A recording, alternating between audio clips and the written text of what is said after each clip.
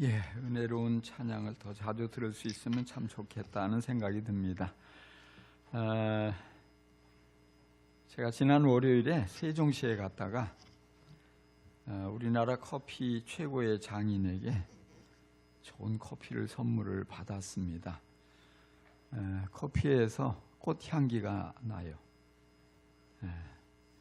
네, 여러분 모두를 대접하고 싶은데 그럴 정도의 양은 안 되고 VIP들, 오늘 행복 여행에 들어오시는 분들에게 대접을 한다, 이 말씀을 드리고 싶습니다.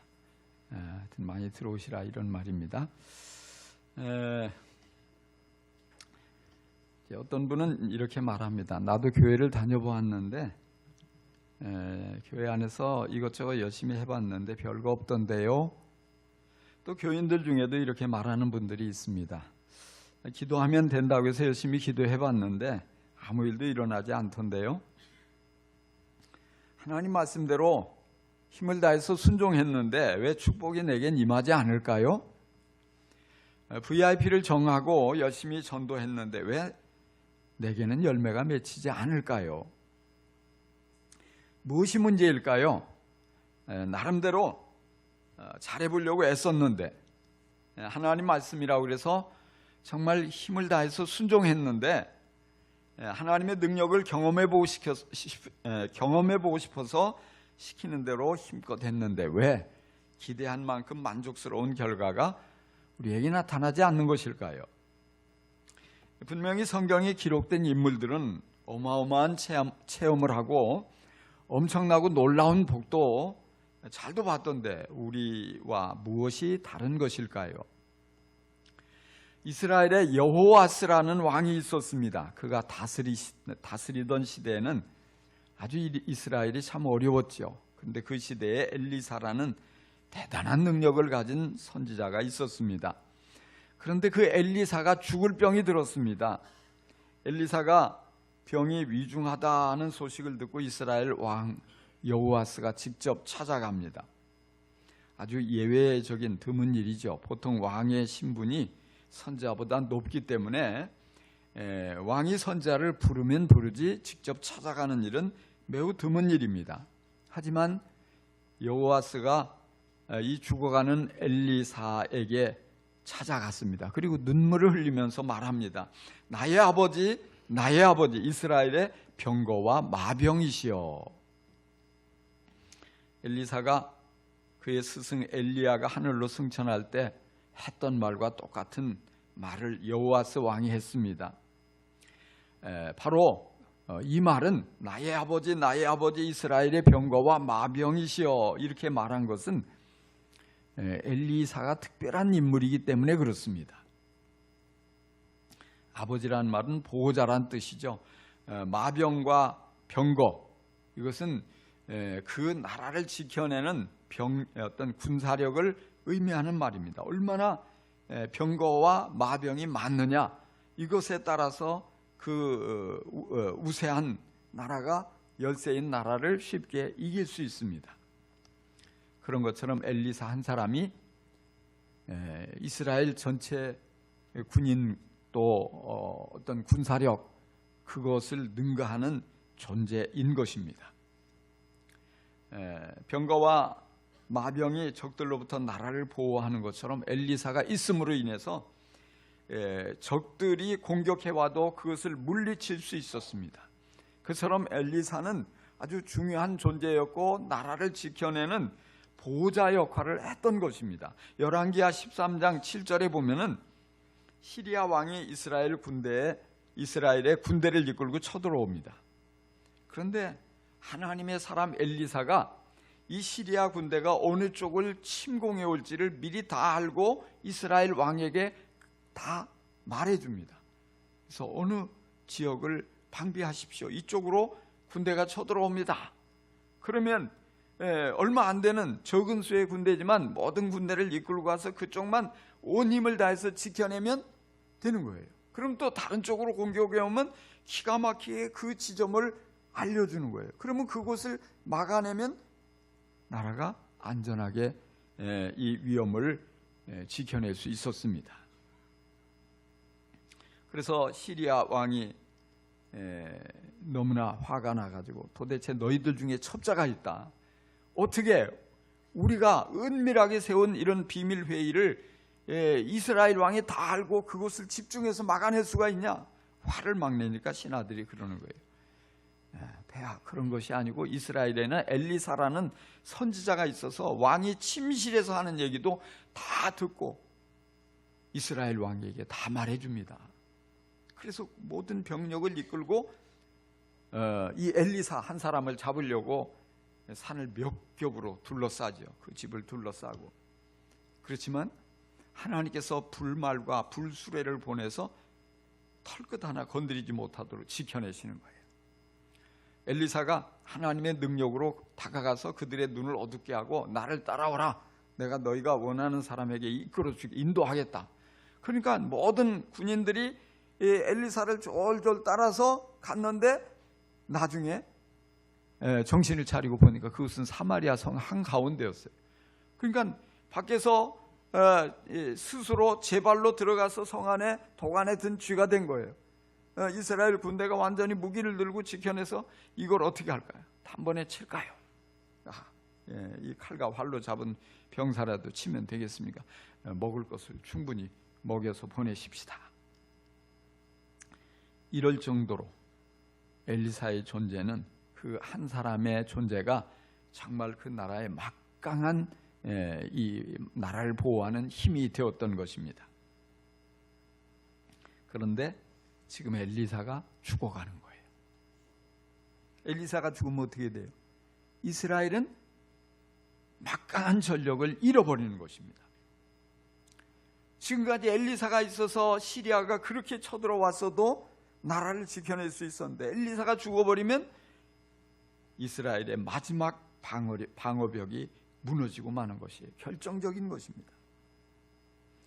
오늘 당장 시리아 군대가 쳐들어오면 어떻게 이 적은 수의 군사를 가지고 맞서 싸워서 물리칠 수 있겠습니까? 패배할 것은 불을 보듯 뻔한 일이고 나라는 멸망할 수밖에 없는 것입니다. 그러니까 여호와스는 정말 안타까운 마음을 가지고 어쩔 줄 몰라 하며 엘리사를 찾아가서 울고 있는 거예요.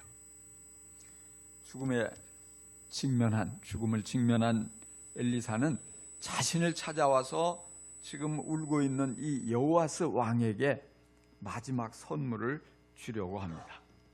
그래서 두 가지 상징적 행위를 여호아스 왕에게 시키는 것이죠. 먼저 활과 화살을 가져오십시오. 이 여호아스 왕의 손에 들려진 이 활과 화살, 엘리사가 그 위에 활을 잡으라고 하면 손을 얹고 말을 하죠. 동쪽 창문을 여십시오. 그리고 창문을 열으니까 쏘십시오. 왕이 활을 창문 너머로 멀리 쏘아서 화살이 날아갑니다. 그러자 엘리사가 그 의미를 설명해 주는 거예요. 바로 지금 쏘아 올린 그 화살은 주님의 화살입니다. 승리의 화살입니다.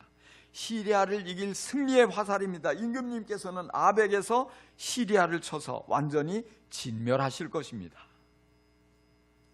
그리고 엘리사는 다시 왕에게 말합니다. 화살을 집으십시오. 왕이 화살을 집자 땅을 치십시오. 그 화살을 가지고 땅을 치라는 거예요. 여호아스 왕은 화살을 들고 땅을 땅 3번 딱 치고 멈추었습니다. 엘리사가 아주 크게 화를 내고, 임금님께서 대 6번 치셨으면 시리아군을 진멸할 때까지 쳐부술 수 있었을 터인데 고작 3번입니까? 이제 임금님께서는 겨우 3번만 시리아를 칠 수 있을 것입니다. 이렇게 말을 했어요. 엘리사가 왜 화를 냈을까요? 당시 이스라엘은 시리아의 침략으로 많은 고통을 겪었습니다. 그래서 어떻게 보면 이 여호아스 왕이 하나님을 경외하거나 정말 좋은 마음을 가진 훌륭한 왕이어서가 아니라 이제 이스라엘 민족을, 이 나라를 불쌍히 여기고 정말 그들에게 하나님의 선물을 지금 주고자 하는 거예요. 죽음을 앞두고 엘리사는 마지막 선물로 시리아를 멸망시킬 기회를 주려고 하는데 지금 여호아스 왕은 이 좋은 기회를 소심함 때문에 날려버리고 말았습니다. 분명히 엘리사는 활과 화살이 무엇을 의미하는지, 아람과의 전쟁에서 이 승리를 의미하는 것이라고 말했습니다. 그렇다면 화살로 땅을 치는 것이 무엇을 의미하는지도 얼마든지 짐작할 수 있잖아요. 시리아와 싸워서 승리를 약속하는 말씀을 여호아스 왕이 정말로 믿었다면, 진심으로 받아들였다면 그 상황이 얼마나 감격스러웠겠어요. 얼마나 기뻤겠습니까? 주체할 수 없는 그런 기쁨을 가지고 흥분이 가라앉지 않는 가운데서 그는 어쩔 줄 몰라 했을 것입니다. 바로 시키는 대로 단 3번이 아니라 정말 이 믿음으로 받아들였다면 이 3번이 아니라 계속해서 그 땅을 이 화살로 두드렸을 것입니다. 그런데 실제적으로 여호아스는 그 하나님의 선물을 온전히 믿지 못했어요. 반신반의한 것입니다. 엘리사의 말을 이해하지 못한 것이 아니고 엘리사를 통해서 주어진 하나님의 말씀을 믿지 않았던 것입니다. 만약에 믿었다면 3번만 치고 그칠 수가 없어요. 엘리사가 멈추라고 할 때까지 계속해서 땅을 쳤을 것입니다. 당시에 하사엘이 왕으로 있는 시리아는 아주 강력한 군사력을 자랑하고 있었습니다.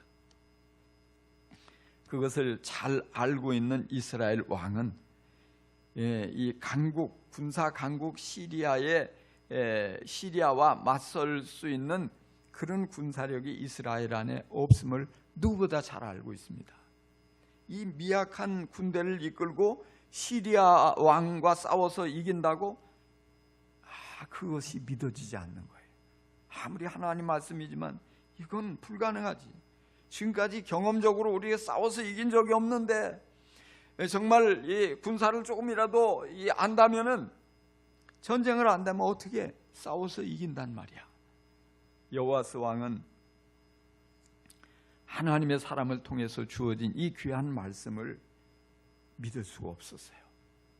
그래서 그는 그래도 하나님의 사람이 시키니까 안 할 수는 없고 마지못해 억지로 하고 있는 거예요. 이건 무슨 어린애 장난 같은 짓을 하라고 그래. 내가 왕인데 지금 신하들이 보는 가운데서 품위도 없이 화살을 가지고 땅바닥을 두드리라고? 이거 체면이 말이 아니네. 아마도 이렇게 생각한 것으로 보여져요. 그러니까 하라고 하니까 안 할 수는 없고, 시키니까 하지만 거절할 수 없어서 하지만 마지못해서 억지로 흉내만 내고 있는 거예요. 그런데 이 모든 모습을 하나님께서 지켜보셨어요. 하나님께서는 여호아스에게서 믿음을 보시기를 원하셨습니다. 하나님께서는 여호아스에게서 열정을 보기를 원하셨습니다. 그러나 왕의 행동에서는 전혀 믿음도 열정도 찾아볼 수가 없습니다. 그냥 어서 빨리 끝내고 왕궁으로 돌아가고 싶은 마음뿐입니다. 그런 행동을 보면서 엘리사 선지자는 죽어가면서도 분노하는 거예요. 절망감에 몸을 떨고 있는 것입니다. 왜요? 조국 이스라엘의 운명이 너무나 어둡게 되어질 것이 뻔하기 때문입니다. 여호아스 왕은 지금 의심 대신 믿음을 선택했어야만 했습니다. 여호아스 왕은 품위 대신 열정을 선택했어야만 했습니다. 여호아스는 계산 대신 확신을 선택했어야만 했습니다. 여호아스는 조국의 운명과 자손들의 미래가 바로 자신의 믿음에 달려있음을 깨닫고 열정적으로 그 믿음을 표현했어야만 했습니다. 그것은 아무것도 아닌 아주 작은 일처럼 보였어요. 사소하게 보였습니다. 그렇지만 그것은 하나님께 자신 안에 있는 믿음을 보여드릴 수 있는 아주 중요한 기회였던 것입니다. 13장 마지막 절입니다. 이때 여호아스의 아들 여호아스가 하사엘의 아들 베나닷의 손에서 성읍들을 도로 되찾았다. 이 성읍들은 부왕 여호아스가 전쟁으로 빼앗겼던 것이다.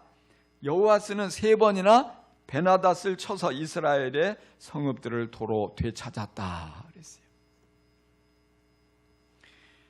그의 아버지가 빼앗겼던 성읍들을 시리아와 전쟁에서 승리해가지고 도로 찾았습니다. 그것도 3번이나 승리해서 여러 성읍을 되찾고 영토를 확장했습니다. 군사력의 열세임에도 불구하고 이 3번의 승리는 굉장한 것입니다. 그것도 빼앗긴 여러 성읍들을 되찾고 영토를 확장했다는 것, 엄청난 일입니다.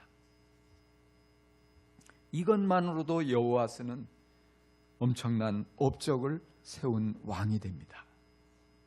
아버지가 빼앗긴 성읍을 되찾고 3번의 전쟁에 이 강대국과 싸워서 승리하고, 정말 그 리더십을 백성들에게 각인시킬 수 있는 놀라운 기회예요. 여호와스는 아주 만족스럽게 여겼을 것입니다. 그렇지만 하나님은 만족하시지 않으셨어요. 하나님이 주시고자 했던 것은 그보다 훨씬 더 큰 승리를 주고 싶었던 것입니다. 시리아를 완전히 제압해서 다시는 이스라엘에 쳐들어와서 약탈해 가거나 백성들을 포로로 잡아가거나 억압하지 못하도록 하기를 원하는 것이 하나님의 뜻이었습니다. 하지만 하나님 앞에 참된 믿음, 온전한 믿음을 드러내지 않음으로써 그 기회를 스스로 발로 차버린 것입니다. 오늘날 하나님께서 우리에게 화살로 땅을 치라고 명령하지는 않으십니다. 그렇지만 하나님께서는 오늘 우리의 모습을 똑같이 유심히 살펴보십니다. 우리가 예배 드리는 모습을 하나님께서는 유심히 살펴보십니다.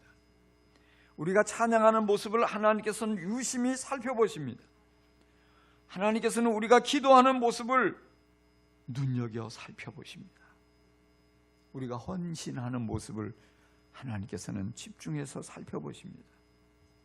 정말 믿음과 열정을 가지고 오직 하나님께 사랑을 표현하고 적극적으로 순종하고 있는지, 아니면 차갑게 식어진 마음을 가지고 마지못해 억지로 하고 있는지를 하나님께서는 눈여겨보십니다. 오늘 여러분이 예배하는 자세가 여러분의 미래를 결정짓습니다. 오늘 여러분이 찬양하고 기도하는 자세가 여러분과 자녀들의 미래를 결정짓고 큰 영향을 끼치게 됩니다. 우리는 그것을 심각하게 생각하지 않고 흘려버릴 때가 많습니다. 하지만 그 사실을 누구보다 사단은 잘 알고 있어요. 그래서 끊임없이 우리에게 속삭입니다. 적당히 해. 적당히 해. 그만하면 충분했잖아. 최선을 다해서 유별나게 그럴 필요 없어. 주위를 돌아봐. 누가 너처럼 그렇게 열심히 해? 그 정도면 충분히 했다니까.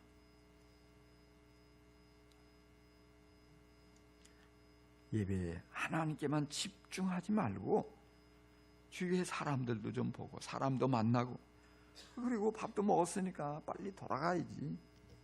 뭐 그렇게 열정적으로 그럴 필요가 뭐 있어? 이렇게 충동이 있는 거예요.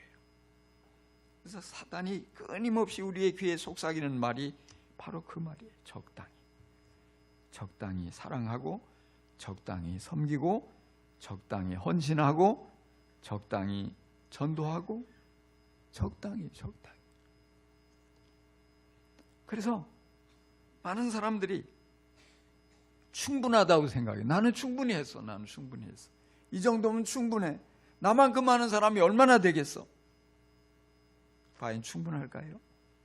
하나님께서 과연 충분하다고 인정하실까요? 그게 중요해요. 성경에서 예수님께 믿음을 인정받고 운명이 크게 바뀐 사람들의 공통점이 무엇일까요? 그들은 하나같이 적당히 믿지 않았어요. 어떻게 보면 모두가 바라보기에 지나치게 보일 정도로 과하게 믿음을 표현했습니다. 열정적인 믿음이 적당히 흉내만 내다가 끝내는 정도로 만족할 수가 없었습니다.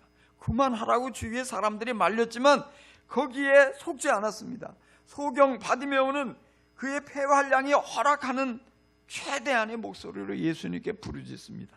다윗의 자손 예수여, 나를 불쌍히 여기소서. 사람들이 야 시끄러워, 그만해, 조용히 해. 더 큰 소리로 예수님을 불렀어요. 예수님이 가던 길을 먹고 그를 부르잖아요. 무엇을 원하냐? 혈루증 여인은 맞아 죽을 각오를 하고 예수님의 옷자락을 만졌어요. 당시에 부정한 여자가 거룩한 이의 옷을 만지면 돌에 맞아 죽을 수 있어요. 그런데 여인은 두려워 떨면서도 오직 예수님의 그 옷자락을 만지면 나을 것이라는 그 믿음을 주체하지 못하고 적극적으로 표현한 거예요. 가나안 여인은 절박한 심정으로 모든 자존심을 내려놓고 개 취급을 받으면서도 거기서 그렇다고 속상하다고 포기하지 않았어요. 옳습니다. 개들도 주인의 상에서 떨어지는 부스러기를 먹습니다. 부스러기 은혜라도 좋으니까 이 은혜를 좀 제게도 베풀어 주셔서 내 딸이 이 귀신 들림에서 낫게 해주십시오. 주님이 그의 기도를 물리치지 않으시고 고쳐주셨잖아요. 마리아 역시 자신의 가장 귀한 옥합을 깨뜨려서 남김없이 예수님께 부어드렸어요. 심지어 제자들 중에 그걸 팔아가지고 오면 가난한 사람들을 도와줄 수 있는데 낭비했다, 허비했다, 비난했지만 그러나 예수님은 그런 열정을, 그런 믿음을 눈여겨보시고 칭찬하시잖아요. 복음이 전해지는 곳마다 이 여인의 이름도, 여인의 한 일도 전해져야 한다. 주님을 만났던 사람들은 하나같이 열정적인 믿음의 사람들입니다. 그들 중에 적당히 부르짖은 사람은 아무도 없습니다. 그들 중에 적당히 매달린 사람은 하나도 없습니다. 그들 중에 적당히 믿음을 표현한 사람은 아무도 없습니다. 아주 열정적인 믿음으로 지나칠 정도로 그 믿음을 표현하며 매달렸어요. 드릴 수 있는 최선을 드리고 섬길 수 있는 최선을 다하고, 그래서 결국 주님을 만나고 주님께 인정받고 문제를 해결받고 그로 인해서 하나님과 친밀한 관계 속에 들어가는 존귀한 인물이 되었습니다. 오늘 현대의 많은 그리스도인들에게서 열정적인 믿음을 찾아보기가 점점 더 어려워가고 있어요. 차갑게 식어버린 가슴을 안고 사는 이들이 너무 많습니다. 적당히 다른 사람들의 눈치를 보면서 최소한의 헌신으로 만족합니다. 최선을 다한 순종보다 적당히 순종하다가 이만하면 충분하다고 여깁니다. 자신을 송두리 채 하나님과 그분의 나라를 위해서 드리려는 사람보다는 최소한의 헌신으로 최대한의 축복을 기대하는 사람들이 많습니다. 그래서 교회 안에서 어떤 책임도 맡으려고 하지 않는 사람들이 많습니다. 부담스럽다고요. 예수님과 교회를 위해서 조금도 손해보지 않으려고 하는 사람들이 많습니다. 주님의 이름을 위해서 모욕을 당하고 주님의 이름을 위해서 오직 주님의 일을 하다가 욕을 얻어먹고 억울한 일을 만나고, 그럴 때 주님의 십자가를 생각하면서 당연한 거예요. 내가 참고 이것도 참고 견디지 못하면 무슨 일을 하겠어. 이런 사람보다는 아주 작은 것에도 실망하고 실족하고 원망하고 그렇습니다. 어떻게 보면 대여섯 번은 고사하고 3번도 많다고 여기는 사람들이 대다수예요. 이분들이 생각하는 것은 한두 번이면 충분하다고 생각해요. 내가 1번 했잖아. 내가 2번이나 했는데. 그러나 오늘 이 말씀에 보면 엘리사는 3번만 땅을 쳤다고 책망하고 있는 거예요. 분노하고 있는 거예요. 하나님의 기대는 한두 번이 아니에요. 3번도 아닙니다. 적어도 최소한입니다. 최소한 대여섯 번이에요. 대여섯 번. 이 말은 뭐예요? 우리가 많다고 생각하는 것이 충분한 것이 아니라 이 말이에요. 예배도 그렇습니다. 기도도 그렇습니다. 전도도 그렇습니다. 봉사도 선교도 헌신도 이만하면 충분하다 생각하는 이것이 함정이에요. 그 기준이 무엇이냐고요? 내가 느끼는 기준이 절대적인 게 아니잖아요. 주님께서 과연 충분하다고 인정하셨느냐 이 말이에요. 그만하면 됐다. 넌 그만해. 이미 충분히 했어. 내가 알아. 주님이 말씀하시기까지 우리는 멈추지 말아야 합니다.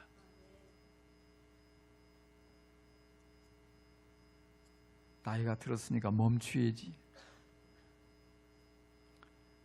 이 정도 복을 받았으니까 난 멈춰야 돼. 그게 사단의 음성일 수 있어요. 난 건강이 약하니까 멈춰야 돼. 그게 사단의 속삭임일 수 있어요. 여러분, 그럴 때 주님께 한번 심각하게 기도해 볼 수 있게 바랍니다. 주님, 이 정도면 충분하지 않습니까? 주님 어떻습니까? 충분하다고 말씀해 주세요. 네, 알았다, 충분하다. 응답을 받으면 충분히 한 거예요. 그렇지 않고 기도하는 가운데 아직도 부족한데, 충분하지 않아, 이런 느낌이 오면 여러분 좀 힘들어도 참고 더 헌신하세요. 더 달려가세요. 더 사명 감당하세요. 계속해서 영혼을 위해서, 영혼 구원하기 위해서 힘쓰세요. 그렇습니다. 여러분 안에 믿음이 있습니까? 믿음이 있다면요, 그 믿음을 표현해야 합니다. 그 믿음을 적당히 표현이 아니라 열정적으로 표현해야 합니다. 끈질기게 믿음을 표현해야 합니다. 그래야 주님께 인정받을 수 있습니다. 주님께서 선물로 주시는 하늘의 복을 풍성히 받아 누리게 되는 것입니다. 여러분, 이것은 우리의 행위가 잘해서가 아니라 하나님의 선물이죠. 여호와스 왕이 잘한 구석이 없지만 하나님께서 은혜로, 선물로 이런 놀라운 승리를 주시고 싶어 하셔요. 그런 것처럼 우리에게도 선물을 주셔요. 단지 뭐냐? 우리가 어떻게 반응하냐, 이게 중요하다 이 말이에요. 선물로 주는데 당연하게 여기면 얄밉잖아요. 만약에 여러분이 저를 초대했어요. 맛있는 음식을, 집밥을 준비했어요. 그 안에 온갖 몸에 좋은 것도 들어가고 맛있는 것도 넣고 색깔도 예쁘게 하고 잘 정성껏 준비해서 대접을 했는데 제가 먹고 아무 소리 없이 그냥 이렇게 싹 일어나면 여러분이 다시 대접하고 싶겠어요? 6.25 이후로 내가 이렇게 맛있는 음식은 처음이다. 어떻게 정성을 이렇게 많이 쏟을 수 있었냐. 이렇게 신선하고 맛도 좋고 아주 보기도 좋고 정말 여기에 사랑과 정성과 모든 게 다 들어가서 내가 너무너무 감동을 받아서 이건 오랫동안 오늘 이 음식을 잊을 수 없을 것 같다. 이렇게 표현을 이 정도는 해야지 다음에 또 한번 초청하고 싶은 마음이 들지 않으시겠어요? 하나님의 마음도 다르지 않아요. 하나님의 마음, 정말 은혜의 선물로 우리에게 아낌없이 꼭 필요한 것을 주시기를 원하신다고요. 여호와에겐 승리를 주시기를 원하셨지만 우리에게 건강을 주시려고 하실 수도 있고, 또 우리에게 더욱더 존귀하게 쓰임받는 그런 귀한 사명을 주실 수도 있고, 또 우리의 자녀들이 잘되게 해주시는 걸 주실 수도 있고, 주님이 정말 꼭 필요하고 좋은 걸 선물로 주시는데 적어도 거기에 감동을 받고 적극적인 반응을 하는 것, 이것에 인색하지 않은 성도가 될 수 있기를 간절히 축원합니다. 기도합시다.